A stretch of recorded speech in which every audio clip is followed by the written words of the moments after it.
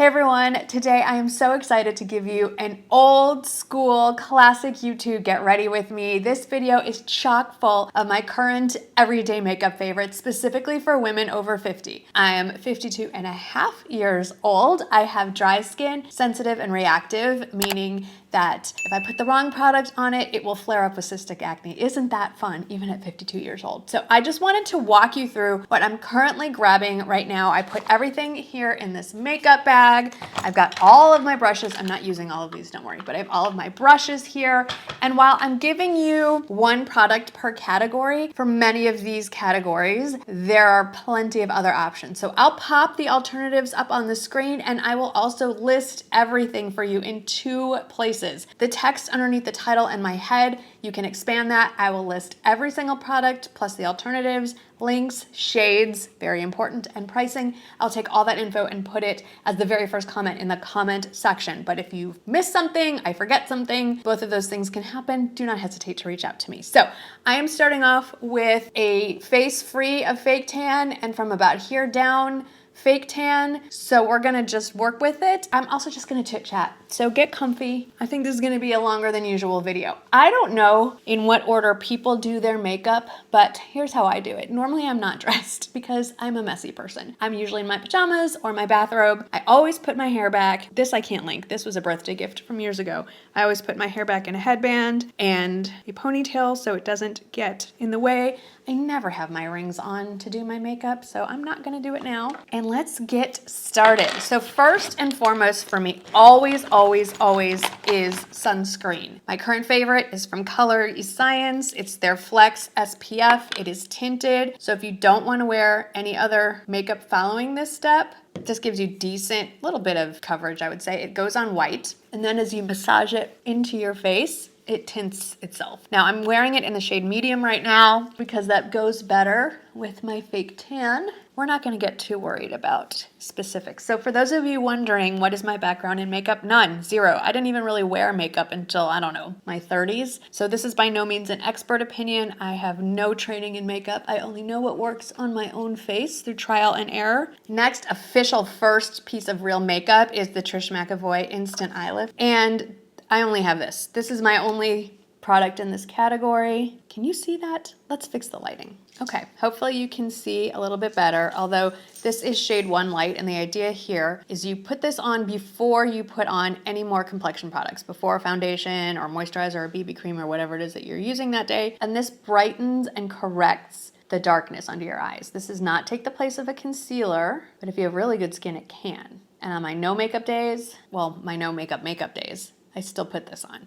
Okay, let's get to the foundation part. So many favorites. Now, like I said, I have dry skin, so I generally avoid the matte longwear stuff. Right now, my current favorite is the Jane Iredale. I wear it in the shade Light 24. I especially enjoy this because it kind of straddles the two shades of my skin right now. As to why I pick certain foundations each day, honestly, couple of things. One, how luminous I want to look, how much coverage I want, what is the closest to my current skin tone. 90-something% of the products I'm about to recommend are not from the drugstore. I could lie and go find some drugstore products, but this is what I'm really wearing. This is what I really love. And if you are already happy with what you have, then don't run out and buy a whole bunch of makeup. But if you want to, fill maybe some holes in your makeup routine, I think it's worth getting really good products and not buying a ton of them, which is why I kind of stopped with the drugstore. Although there are a few that I have found to be better, not as good as, better than the higher end products, and you'll see those in a bit. So the color is still not a perfect match, as you can see, but once I add bronzer and powder, things do improve here. I'm sure I'm gonna ask questions about the brushes, and YouTube limits how much I can put in the description box. Like there's a character limit, and if I started listing all the brushes, I know I'm gonna go over it. I might even go over it by just listing the makeup. So I will put together either an LTK post or a Shop My Post with one link to all of my current brushes that I am loving, but the majority of them are BK Beauty brushes. Have not found anything better on the market. They are outstanding. outstanding. Okay, before we get to powder, I'm gonna finish up with my cream products. I have two that I gravitate towards. One is a true contour. This is the Dior contour stick. And if I'm feeling really extra, I will contour first and then go in with a bronzier version of this to add warmth to my face. But I'm lazy today a little bit. So I'm gonna use what I've been reaching for most because this kind of straddles both contour that is cooler toned and bronzer that is warmer toned. And this is the Dibs Desert Island stick. And one end is a cream bronzer and one end is a cream blush. I don't think I'm gonna use today. We're gonna go in with the bronzer. So I just swipe it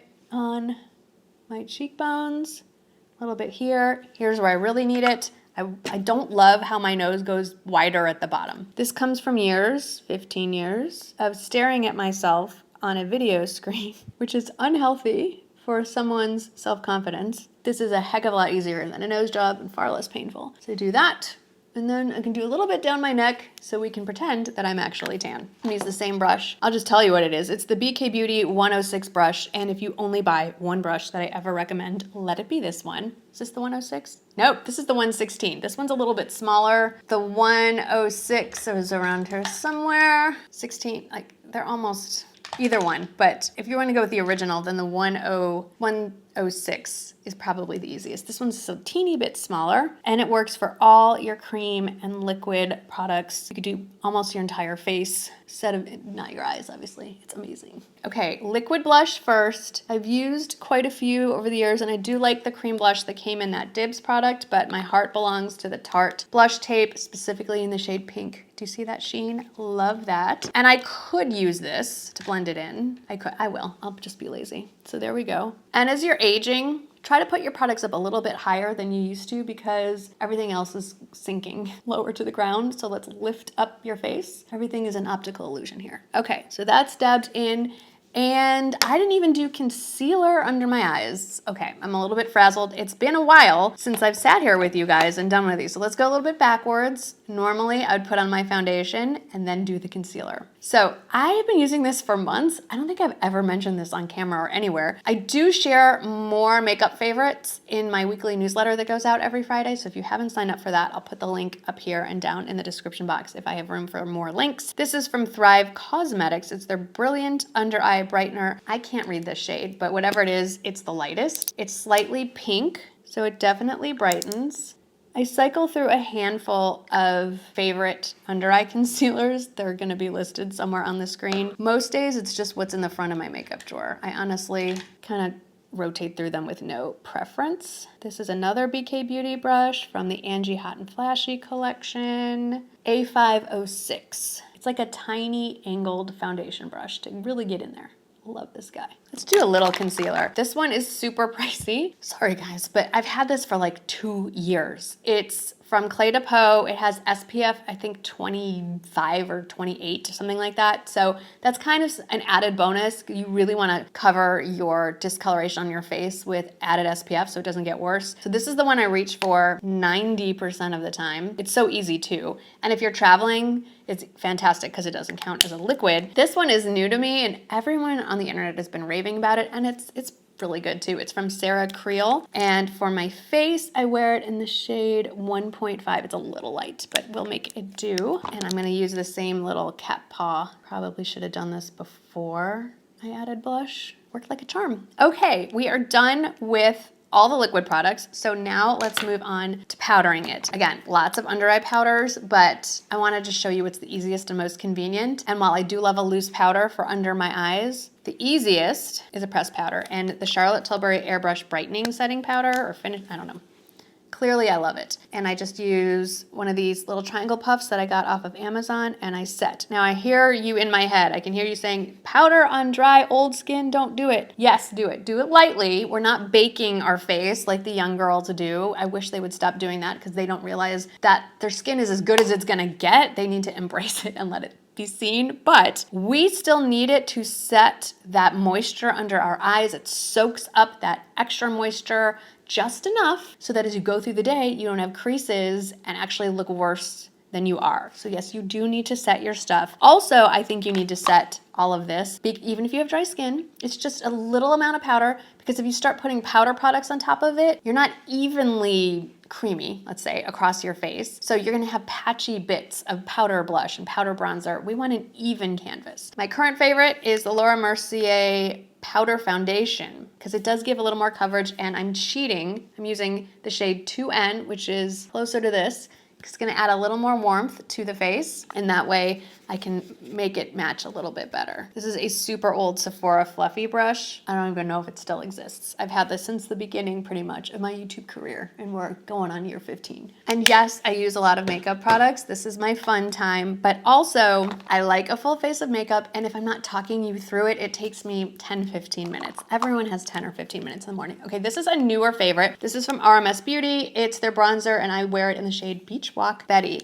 Cool fact about this product line is that these pop out, so you can buy refills. I'm trying to do this delicately. So once you own the case, you can just buy the refill, so it's a little less expensive, which is kind of nice. And another super old blush. It's an angled blush brush from IT Cosmetics. I don't even know if it still exists anymore. Sometimes I can be really heavy-handed with the bronzer, especially if I'm trying to fix the fact that my face is not matching my neck. Now, why do I love this? And all of the bronzers that I've listed are very similar in formulation because there is a bit of a glow to this. I have dry skin. I already look like an aging lizard. I would like some luminosity without looking like I'm sweating or having a hot flash. I do have a favorite highlighter, but I'll be honest, I rarely grab it and not for daytime. So we're gonna skip that. We're gonna go on to blush. I did do a little bit of liquid blush here. It's very sheer, it's very subtle. So I'm gonna go on with a powder blush. This is the YSL blurring blush. So it's supposed to blur out pores. I have it in the shade Baby Doll, which is kind of scary in the pan, but I love it. I will say this, it is not even remotely travel friendly. If you pack this in your makeup bag, it will shatter into a million pieces. So my backup favorite is the Dior, just the original pink blush. I also really like the Milani, I think it's called Dolce Pink, especially as we're moving into fall. I also really, really love the Tarte, I think it's called Natural Beauty, which is like a watermelon red. And I think that's it for the powder stuff. Okay.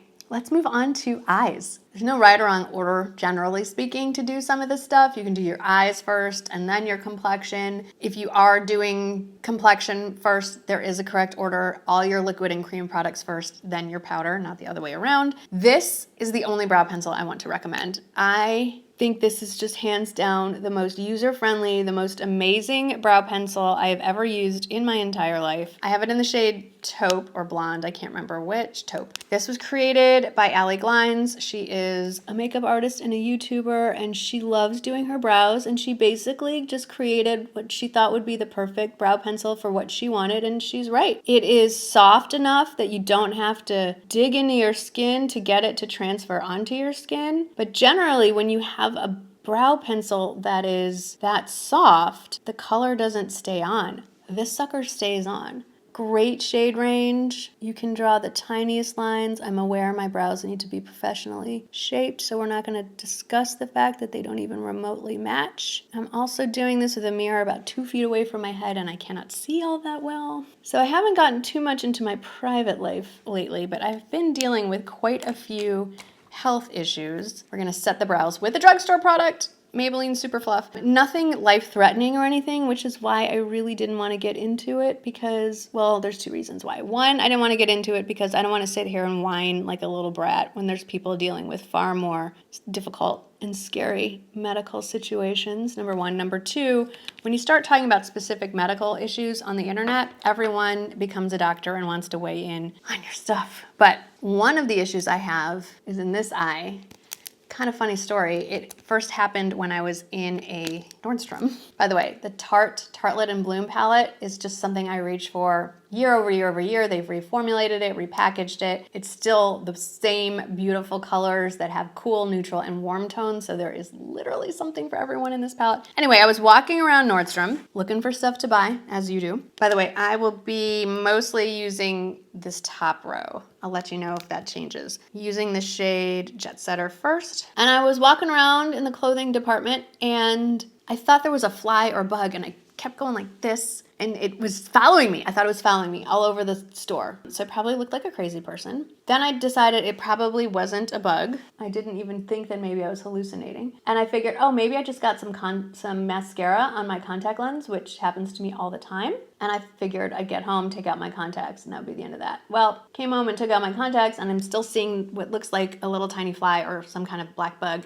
just in the periphery of my vision. So here's what you don't do. You don't Google that, because you will get the worst. I thought I was gonna die. I thought I was gonna die, and my eyeball was gonna have to be removed, and that was the end of it. So I called my ophthalmologist in a panic, and she called me back and said, I just saw you 4 days ago. I have a chronic eye issue called uveitis that has only had a flare up once, thank God, but I have to go in and check like every 3 months to make sure it stays that way. All right, I'm going in next with Rocker. It's a little shimmery in the middle and kind of inner portion of my eye. Anyway, she's like, it's highly unlikely you developed like cancer in the 4 days since I saw you, but come on in tomorrow and let's have a look. Long story, a little bit shorter. It's called something, oh man, I can't even remember. It's something about vitreous, something in the liquid in my eye. It can happen as you age. It's not actually connected to anything, and I don't have any of the horrible things that Google said I might have. I'm putting Funny Girl in the inner corner. I'm doing a very light for me eye look.